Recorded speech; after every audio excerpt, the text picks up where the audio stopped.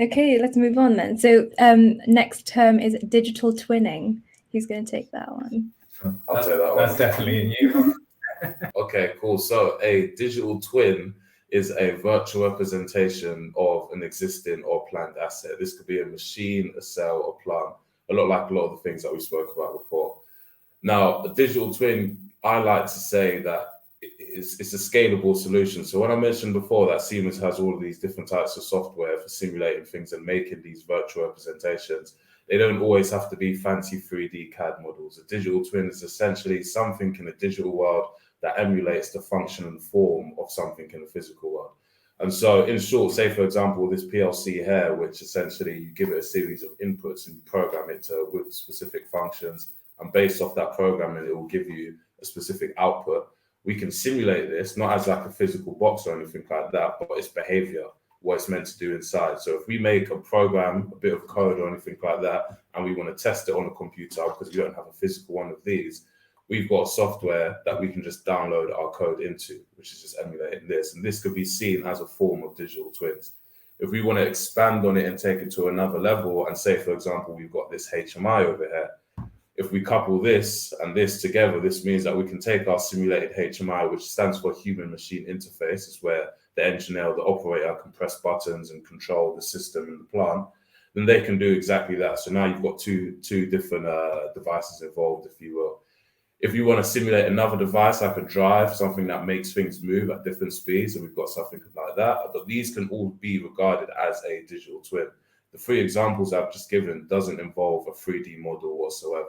So typically when people think about digital twins, they think about fancy visualization. That's not necessarily the case. But if you want to take it to the full level of emulation and prove the fidelity of the simulation to the highest degree, then you bring in fancy 3D models using our proprietary software, NX, which is our CAD software, much like SolidWorks, Autodesk, Inventor, and things like that.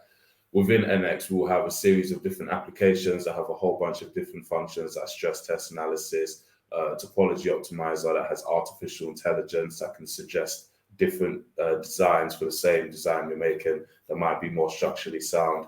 Mechatronics concept designer, which is like physics-based, gravity, inertia, all of these different things. But and so with digital twinning, the whole point here is that we can make things in a digital world and commission it virtually, make it virtually, and so that we can find errors much earlier on in the process. We can make better decisions, and we can change things in a sandbox environment where there's no real world consequences. You know, if at the beginning of the product development life cycle, we want to change a screw that's at somewhere in the machine, when we get later on down the line, it's going to be harder to change the screw because we've got so many other different things in place, and so it's going to cost a lot more. So with this whole digital twins and commissioning things virtually, we can, like I said, detect errors earlier, make changes with no real consequences, and reduce our time to market, get things done quicker. And because different engineers, where say, for example, if I'm a simulation engineer, we've got an applications or software engineer, we've got a mechanical design engineer, we can all work together at the same time, whereas traditionally you had to do things sequentially. I'd have to wait for Fergus, then wait for Catherine, then I'd do this, and then if any one of us made a mistake, you have to go back to the beginning. And so doing everything virtually essentially means that we can get it out quicker and organizations can collaborate, but also save a bit of money, long story short. And on the efficiency point as well, because digital twinning is not just up front, is it? It can be used in to sort of feed back into the system. So once your factory that you've simulated is all up in operation, you can use like a data digital twin to feed back into your simulations to improve their accuracy and then try different things out. So from a Siemens point of view, for example, we have industrial edge, which is edge computing, essentially, if you're familiar with that term, and MindSphere, which is cloud computing. I talk about this as if I know much about it. I don't really. You're probably our best expert in this room about that. Yeah. I don't know if you want. Well, so basically what that means is, so if you want to collect data from everywhere. So I usually use the example of your mobile phone. On your mobile phone, you've got lots of different apps. And I might have something like an Apple Watch or whatever brand you've got, where you're collecting information about your health and your exercise and your steps and all of that kind of thing. So imagine that, but basically for a factory. So you've got lots of sensors all across your factory, you've got machines, you've got lots of things going on, and you want to be able to collect that data from the factory floor and then be able to do things with that data to make decisions about your factory. So what Industrial Edge or cloud does is it allows you to collect that data, and then there's like a series of different apps that you can use to do different things. So one app is like Energy Manager, so showing you all your energy across the site. You might have Performance Insight, which is showing you like, oh, how many things have we wasted today? How many things have we made? All of that sort of information. You might have apps that notify things, an app that can update all the firmware on your devices. So it's very similar to what you would do like in your phone management, is what you would do but on a factory level. And so the only difference between the edge and the cloud is that the cloud is similar to like if you're using OneDrive or Apple Cloud, iCloud, or it's stored on someone else's computer, and then Edge is stored on your own, so it'd be a server running in your factory locally. So that's basically what that is.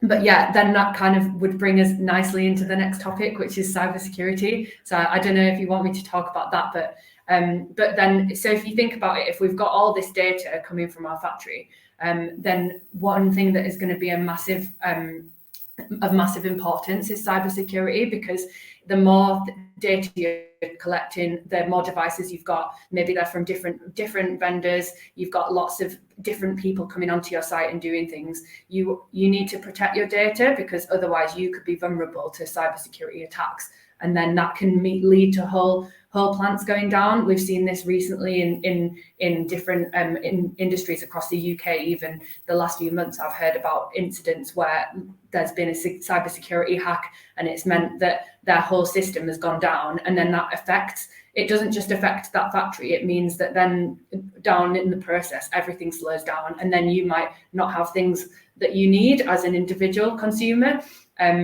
So we want to prevent that from happening.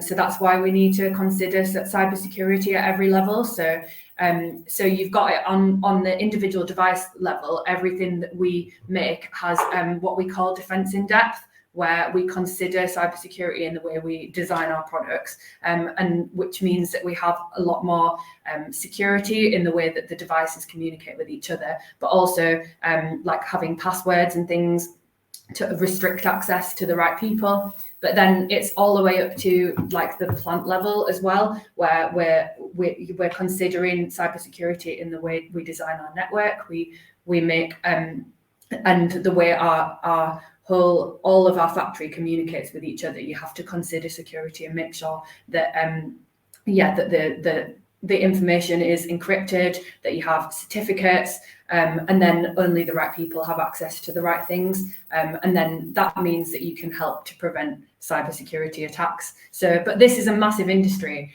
and it's growing all the time. So it's a really interesting area to get involved in and think about. So yeah, and we have cybersecurity experts at Siemens that can go into people's factories and look at their whole site and say, you need to improve in this area, this area, this area.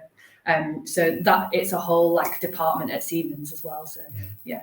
It's a good point that, like you say, that a lot of the time I think cybersecurity people just think about networks, and that you are like an IT cybersecurity person, and like Catherine says, that's absolutely not the case.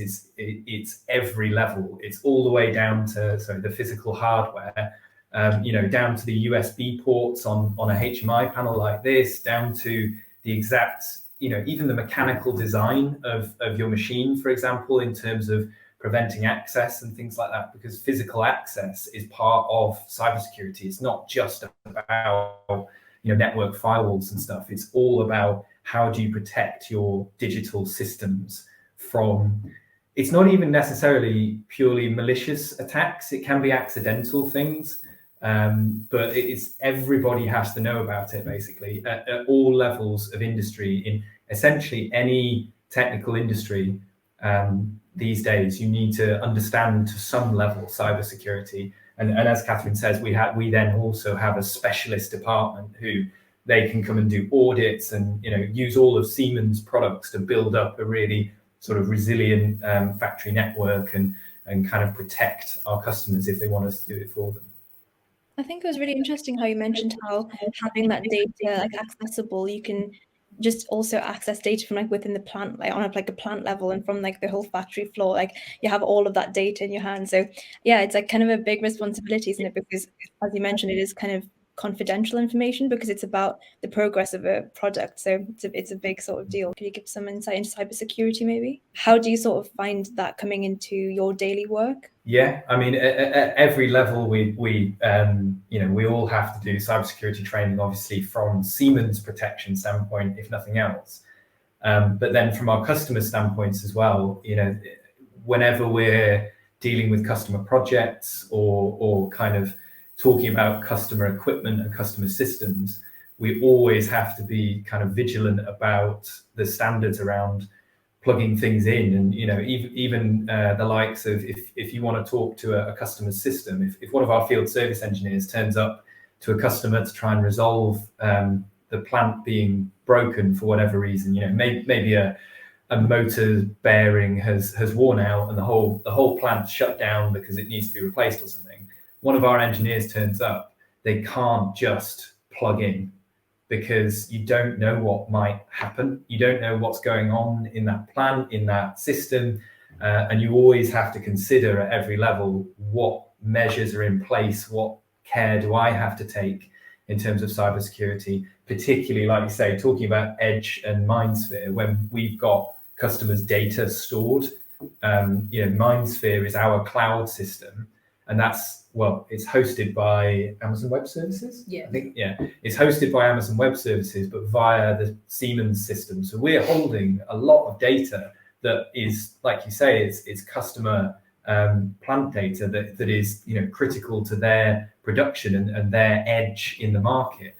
And so we always have to be super, super careful about what we do with anything in industry, not just because of data leaks, but also massively because of security, environmental issues. The last thing you want is a factory to break down because of some reason or other, and maybe it leaks a chemical into wastewater, or it causes a machine to stop unexpectedly that could be unsafe for the people around it.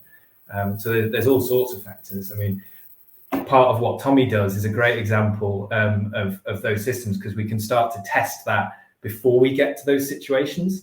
So before we actually get to a case where we're saying, oh, what happens if this machine stops and it causes an unsafe situation? The whole idea with the simulation that Tommy does is we can test it in the virtual space beforehand, can't we? Yeah. And make sure that doesn't happen in the real world. So yeah, it's all-encompassing cybersecurity, I think. To conclude then, if any of the students were interested in any of the topics that we just touched on now, where would you suggest that they look for to maybe follow up on their curiosity? I guess from a Siemens standpoint, we do work experience. So there's Siemens work experience if you wanted to get to learn a bit more about us. But in terms of the kind of systems that we work on, I mean, watch how it's made, or inside the factory, and I mean, it's my favorite thing to do, because I can look around going, I recognize that, that's one of ours. But all those control systems, I mean, I guess if you wanted to have a go at it yourself, the simplest thing to do, something like an Arduino, is a great example of like a really simple little logical controller.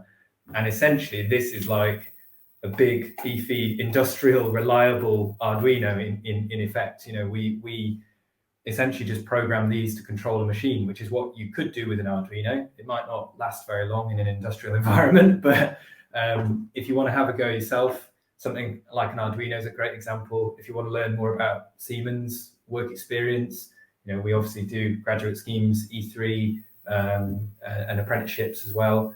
Are there student licenses for any of your software? That's what I was going to say. So in terms of the simulation software that I work with, NX, MCD, or Plant Simulation, they do offer trial versions. So if you've got a nice, somewhat souped up computer with a basic graphics card and a decent processor, you can simply just sign up with your email account and get a free 14-day trial or 21-day trial, depending on the software, and just test it out yourself. There's a lot. I always say to people, Google's your friend. So even if you do download the software and you don't know what to do, YouTube and Google has a whole host of tutorials. Even on the Siemens site, you can find some free little worksheets and exercise and tutorials on how to use things as well. So yeah, get a nice trial and then just test it out. Great, thank you so much, everyone. I think a lot of food for thought there. So, yeah, well, there's more from Siemens coming up, but thank you so much for your time today. Yeah, thank you. Thank you. Thanks for having us. Thanks very much.